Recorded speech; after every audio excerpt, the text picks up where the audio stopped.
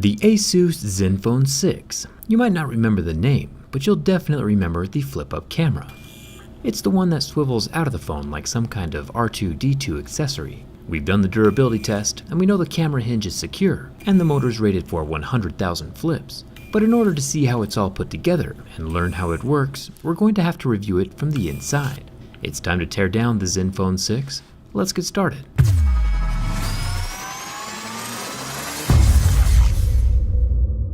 The Zenfone 6 is built like most other glass and metal smartphones, with a large glass panel on the back held on with adhesive. There's no water resistance rating on the Zenfone 6, so I assumed it would be easier to take apart. But I was wrong. The adhesive holding the thing together is incredibly goopy and strong, and really hard to slice through. But I eventually managed to make it happen, and I removed the glass. There is one long fingerprint scanner ribbon attaching the back panel to the phone still. I'll pop off that fingerprint scanner from the glass and set it off to the side. You'll also want to watch out for the fragile Google Assistant ribbon cable that's super close to the edge of the phone. I went ahead and accidentally on purpose sliced mine in half as an example of what not to do and what you should avoid. The phone should still work though, even if I did kill the Assistant. There are 7 Phillips head screws holding down the black plastic plate. Then I can unsnap the fingerprint scanner ribbon and lift off those plastics.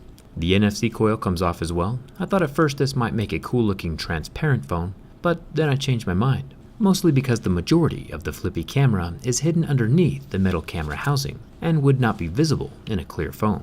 Let's take a closer look. I'll unplug the battery from the motherboard for safety, since we do want this phone to turn on again someday.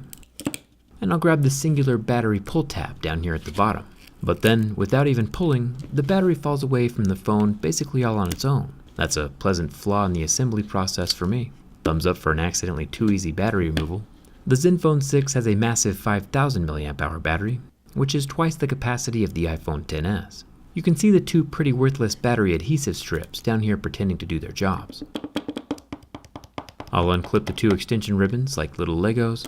Then the metal camera housing up here at the top is held in place by 4 more screws. 2 additional screws already got removed with the back plastics. Once those are out, I can gently lift away part of the metal structure from around the top of the camera, and I can slide the little edge of the bracket out from underneath the motherboard. Even with that support bracket now gone, the camera is still solidly in position. We can see a bit more of the motor and gear as the camera flips back and forth. No long stepper motor shaft this time around, like we've seen in some of the pop-up camera phones. The Zenfone 6 has just one gear, going straight from the motor to the camera. The camera control ribbon connector is also very different. It's not like the little Lego style this time around. I'll remove the 1 motherboard screw and disconnect the 3 additional ribbon cables and 2 more wire cables, and then lift the motherboard out and away from the frame, revealing yet another motherboard. Like some kind of high-tech Oreo cookie with pink frosting inside, there are 2 different motherboards. I'm not sure what the overall goal with that thermal paste is though. Each motherboard is heating up and transferring the heat right back into the other motherboard. I'm no expert, but using functional motherboards as heat sinks seems counterintuitive. There are 2 more screws holding down that flippy metal camera unit, bringing the total up to 8 screws. Then I'll detach another one of those strange connectors, and after a bit of shimmying and unplugging the motor connector, the whole camera contraption can come out of the Zenfone 6. It looks like these odd connectors can be unplugged, but they appear to be a bit more fragile and require more finesse. Not a huge fan. Either way, the camera is out now, and we can get a close-up look at the attached motor. Positioned off to the side, it has a direct connection with the hinge of the camera. The brackets that secure the camera require 8 different screws, which I imagine is what kept the camera so structurally solid during my durability test. Let's take a quick look at the bottom motherboard.